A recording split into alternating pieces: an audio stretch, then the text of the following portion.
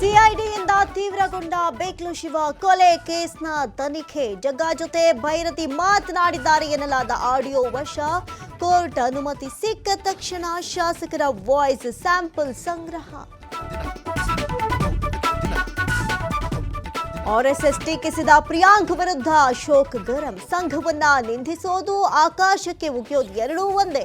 High command ಒಲಿಸಲು ಬೈಯುತ್ತಿದ್ದಾರೆ ಎಂದ ವಿಪಕ್ಷ ನಾಯಕ.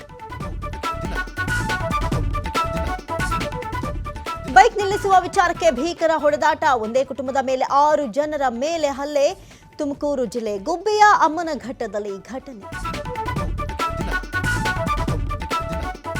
ವೇಗವಾಗಿ ಬಂದು ಟ್ರ್ಯಾಕ್ಟರ್ಗೆ ಕಾರು ಡಿಕ್ಕಿ. ಟ್ರ್ಯಾಕ್ಟರ್ ಚಾಲಕ ಸ್ಥಳದಲ್ಲೇ ದುರ್ಮರಣ. ಕುಣಿಗಲ್ನ ಹೆರೂರು ಬ್ರಿಡ್ಜ್ ಮೇಲೆ ಭೀಕರ ಅಪಘಾತ.